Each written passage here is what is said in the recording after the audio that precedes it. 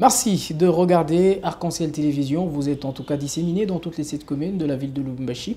Vous nous suivez également à Kasumbalesa, à Kipushi via StarTime. C'est un honneur, un plaisir de vous retrouver à nouveau afin de partager autour, bien entendu, de ce grand thème, l'appel avec le pasteur et visionnaire de l'église MAN. Il est également coach certifié de la John Maxwell Team francophone. Je parle du pasteur très connu comme prophète Israël Kayembe, avec qui nous allons parler autour de ce grand thème. Et donc nous allons avec lui faire 3 épisodes. Le tout premier sera d'abord consacré à l'appel au salut. Le second, dans le tout prochain jour, ça sera l'appel au ministère. Et puis nous allons clôturer, terminer avec lui par de l'appel au service. Quand le Seigneur vous a appelé, comment vous devrez procéder afin d'arriver au service? Ce sera bien entendu toutes ces questions qui seront développées dans Alpha durant 3 épisodes. Pasteur Israël, bonjour et bienvenue. Bonjour, bonjour. Vous allez bien? Dieu nous soutient.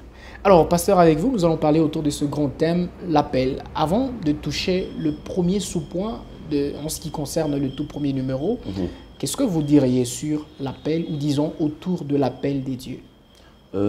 L'appel des dieux est la chose la plus noble et magnifique qui peut arriver à un homme sur la terre. Être engagé dans une entreprise humaine a beaucoup de failles, mais l'entreprise divine n'a jamais de failles. Et elle a une police d'assurance éternelle et à vie. Elle te prend en charge non pas seulement pendant tes jours de vie sur la terre, mais même après tes jours de vie sur la terre, il y a encore beaucoup de bénéfices. Il y a encore beaucoup de bénéfices avant, pendant et même après. Ouais. Alors, nous allons nous cerner autour du salut. Tout d'abord, l'appel au salut. Un concept que nous avons l'habitude d'écouter dans l'église, nous avons l'habitude d'écouter sur la ville de Lubumbashi, un peu partout sur Internet. Et donc, c'est quoi, bibliquement parlant, l'appel au salut? Bibliquement parlant, on peut se référer à Jean 3,16. La Bible dit « Car Dieu a tant aimé le monde qu'il a donné son Fils unique, afin que quiconque croit en lui ne périsse point, mais qu'il ait la vie éternelle. » On parle d'être sauvé. Il y a aussi, dans Exode 13,13, dans l'Ancien Testament, la première notion du salut parle de acheter. Il y a cette notion de change. Mais la plus grande notion du salut, toute la Bible est une histoire du salut, de la Genèse à l'Apocalypse. Mais qu'est-ce que ça signifie? Ça signifie juste que l'homme sort de la sphère de la mort pour entrer dans la sphère de vie. Et la personne qui crée cette transaction, c'est la personne de Jésus-Christ. On n'a pas accès au Père sans passer par Jésus-Christ. Donc quand on dit il est sauvé, c'est-à-dire on était sous la sphère de la mort, sous la sphère de la malédiction. Galates 3, 13 à 14 dit « Jésus nous a rachetés de la malédiction de la loi parce qu'il est écrit « Maudit et quiconque est pendu au bois » afin que pour nous les païens, la Bible fait allusion à tous ceux qui ne sont pas de la nation juive physiquement, nous puissions recevoir la bénédiction d'Abraham et l'Esprit qui était promis. Quelle est la malédiction de la loi et quelle est la bénédiction d'Abraham? Dans la malédiction de la loi, il y avait 3 choses. La mort, la pauvreté, les maladies. Lorsqu'une famille est sous la malédiction, lorsque quelqu'un est sous la malédiction, il va manifester ces 3 choses. Et la Bible fait comprendre que nous, qui n'étions pas Israël physique, nous étions sous la malédiction de la loi. Mais la Bible dit, afin que nous puissions bénéficier de la bénédiction d'Abraham. La bénédiction d'Abraham apporte la vie, la bonne santé et la prospérité. La mort, c'est l'aiguillon que nous avons reçu par notre nature adamique. Le jour où Adam a désobéi dans le livre du commencement à Dieu, et il s'est fait qu'il a été chassé. La Bible dit, le jour où tu en mangeras, tu mourras. Mais on s'est rendu compte qu'Adam n'était pas mort, mais il a continué à vivre. La mort là-bas, oui. Mais la mort là-bas signifiait la séparation d'avec Dieu. Et nous, à cause du péché, on était séparés d'avec Dieu. Mais quand Jésus est venu, il est venu afin qu'il puisse nous donner la vie et la vie en abondance. Il nous a connectés. Dans la bénédiction d'Abraham, il y a la part de Jésus qui nous connecte à cela par la foi. Il nous donne la vie. Quand vous recevez Jésus, vous avez la vie. La deuxième des choses par rapport à la pauvreté, la Bible dit des riches qu'il était, il s'est fait pauvre afin que tu sois enrichi. Et par rapport à la maladie, la Bible dit par ses meurtrissures nous sommes guéris. Là nous avons ça dans Isaïe 53, 3 à 5, jusque dans 1 Pierre 2, 24. D'accord. Alors, puisque vous avez parlé celui qui doit être sauvé, Oui. c'est lui qui doit sauver. Mhm. Alors, peut-être que vous l'avez dit de manière un peu implicite, Mhm. pourquoi le Seigneur a voulu que l'homme se réconcilie avec lui après que ce dernier ait péché, disons, après que ces derniers connaissent la chute? Mhm. En fait, Dieu a voulu que l'homme puisse se réconcilier avec lui pour que l'homme puisse rentrer dans le plan initial que Dieu avait pour lui. Quand Dieu a conçu l'homme de manière initiale, il avait prévu que l'homme devait vivre dans la paix, dans la joie, dans le jardin d'Éden.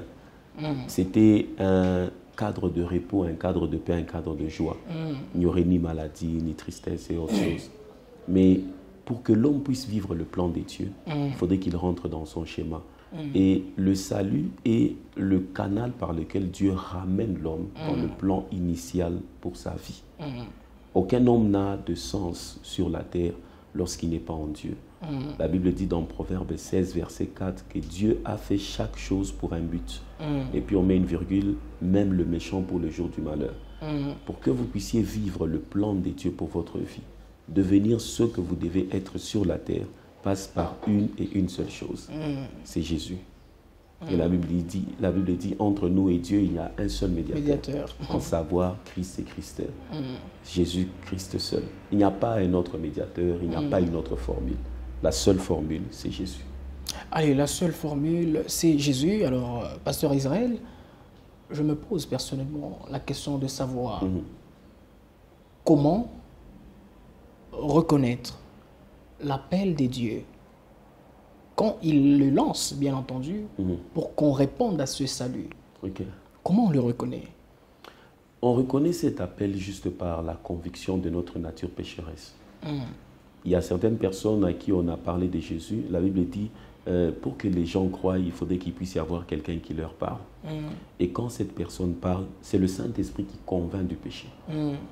Ça peut être dans une salle de classe, ça peut être dans une campagne d'évangélisation, ça peut être comme quelqu'un nous suit maintenant là sur les médias. Et en parlant, cette personne va reconnaître sa nature pécheresse. Elle va sentir ce vide.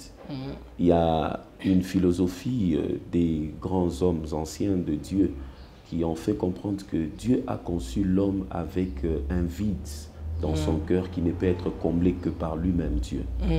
Et le jour de cette conviction, quand on parle, ça peut être des mots simples, comme simplement dire « Jésus t'aime ». Et la personne sent qu'il y a un vide qui doit être comblé. Et c'est à ce moment-là où il approche selon le principe de Jean 1,12 à tous ceux qui l'ont reçu, à ceux qui croient en son nom, elle a donné le pouvoir de devenir enfant de Dieu. Il répond à l'appel du salut. C'est cette conviction du péché-là qui se lève au-dedans de la personne, qui clignote, qui fait que cette personne puisse se rapprocher pour se mettre en ordre avec son Créateur.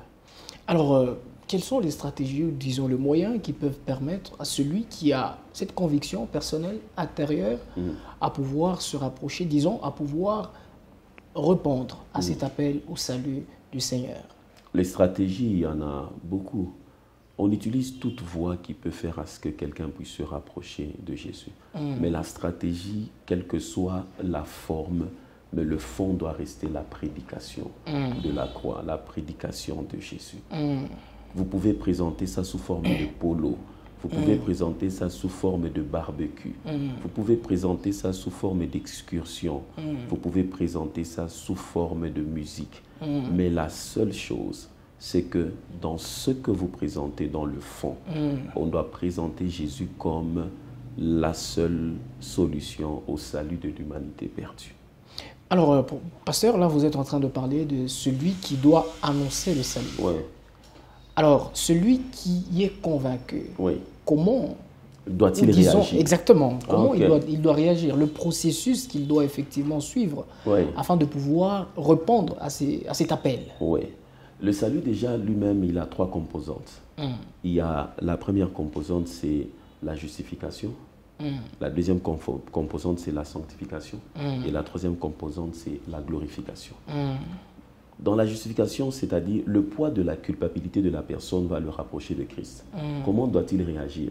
C'est de reconnaître qu'il a été pécheur tout ce temps, qu'il a mené sa vie par lui-même. C'est ainsi qu'on dit, la Bible dit, Jésus, il est notre Sauveur et puis notre Seigneur. Et on ne peut pas mettre Seigneur avant sauveur.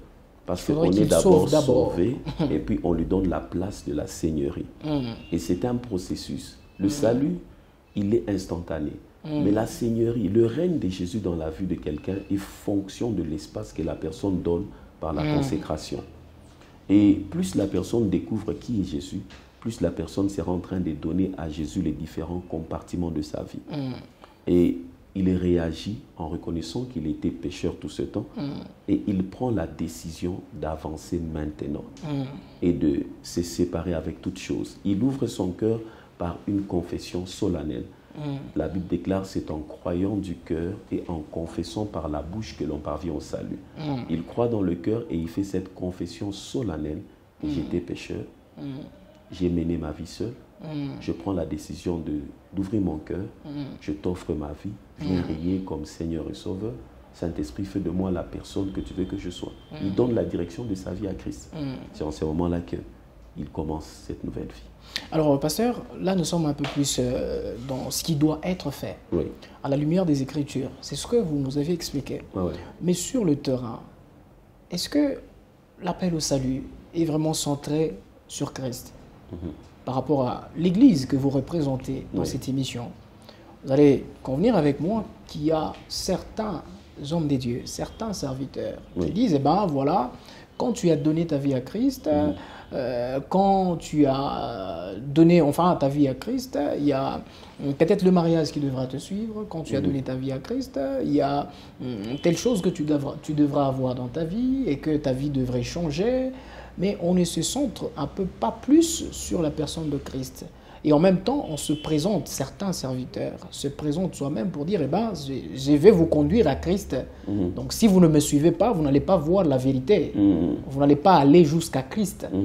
Et donc, je ne sais pas, la lecture que vous pouvez faire par rapport à cette pratique, vous êtes dans le ministère il y a plusieurs années. Et donc, vous savez, vous voyez déjà la mutation qu'il y a les années où vous donniez votre vie à Christ et actuellement. En fait, la mutation, elle est forte et elle a subi beaucoup de choses. Moi, je prêche la parole depuis 1999 et je me suis rendu compte qu'il y a beaucoup de choses qui ont changé. C'est par manque de formation de ces personnes qui entrent dans le ministère. On n'entre pas dans le ministère pour se faire de l'argent. On entre dans le ministère pour faire avancer le royaume. Et les mobiles avec lesquels beaucoup rejoignent le ministère aujourd'hui sont différents de ceux avec lesquels nous, on a commencé à servir dans les années 99. Beaucoup, quand ils entrent dans le ministère aujourd'hui, c'est pour se faire un nom. Et ils sont prêts à manipuler les gens pourvu qu'ils puissent atteindre leurs objectifs et arriver à leur fin d'avoir de l'argent. Alors, comment les choses sont présentées aujourd'hui? Il y a une certaine superficialité dans la présentation de l'évangile. C'est lié d'abord à l'outil lui-même, qui n'a pas compris son appel et sa mission. Lorsqu'on n'a pas compris son appel et sa mission, on va engendrer la déviation. Mais les personnes qui ont compris leur appel et leur mission vont engendrer la transformation et la consécration. Aujourd'hui, on a peu de consacrés parce que ceux-mêmes qui présentent l'évangile ne sont pas des canaux qui communiquent la vie. Beaucoup communiquent juste de la littérature, des informations. Mais les vies des personnes qui sont transformées sont en fonction de la profondeur de celui qui est consacré. Et celui qui est consacré doit avoir une révélation vraie et profonde de la personne de Jésus-Christ. C'est la révélation. La révélation, c'est quoi? La révélation, c'est la connaissance spirituelle concernant Dieu et ses manières de faire.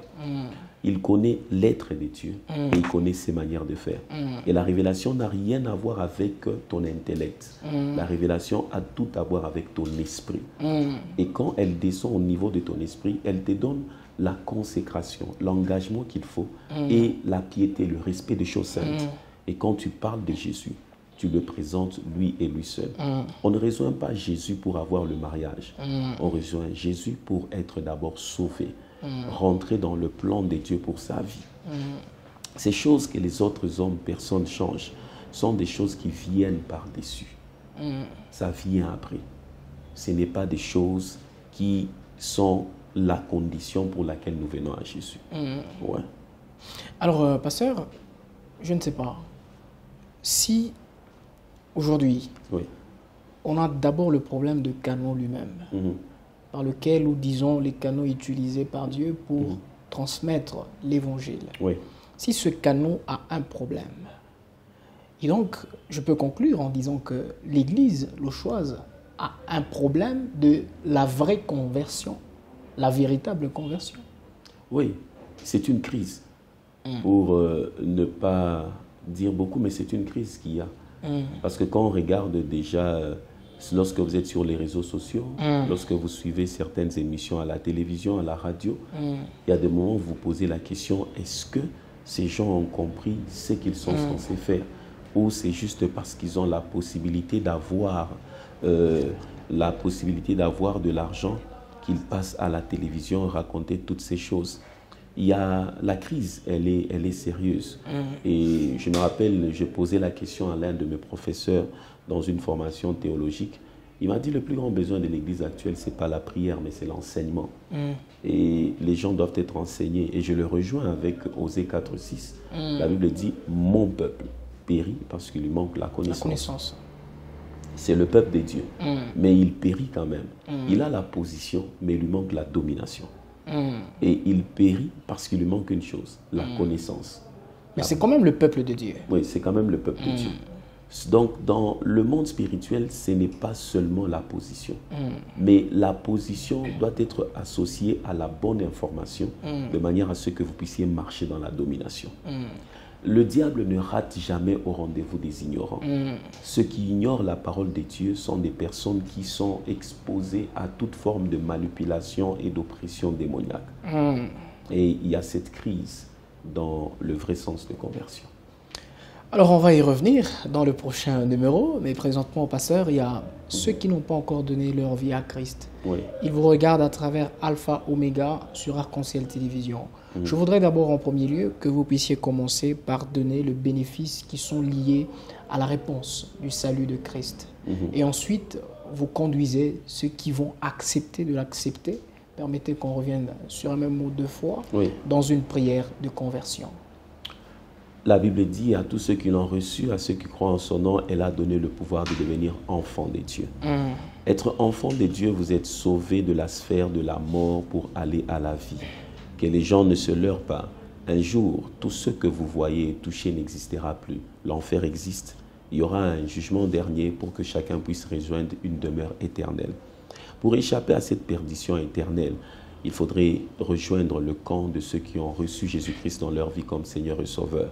Et aussi sur la terre, alors que vous êtes en train de vivre dans la frustration, tourner en rond, le but de la vie de l'homme n'est connu que lorsqu'il rentre en Dieu. Et le chemin d'accéder, de retour, c'est Jésus. Et que faire? C'est juste avec ces simples mots que je peux te ramener à celui-là. Car la Bible déclare, c'est en croyant du cœur et en confessant par ta bouche que tu parviens au salut. Tu vas juste dire avec moi ces mots. Et Jésus sera là. Parce que Apocalypse déclare, il frappe à la porte de ton cœur. Si tu entends, il entrera, il soupera. Mais je crois qu'aujourd'hui, tu as pris la décision de me suivre dans cette prière et d'ouvrir la porte à Jésus. Tu diras avec moi, Seigneur Jésus, je reconnais avoir conduit ma vie seul tout ce temps. Je reconnais avoir conduit ma vie selon les désirs et les penchants de mon cœur. Mais aujourd'hui, j'ai écouté ta parole. J'ai compris que la perdition est en train de me guetter. Je prends la décision de te donner ma vie. Je te reçois dans ma vie comme mon Seigneur et mon Sauveur. J'ai dit non au diable, j'ai dit non au péché.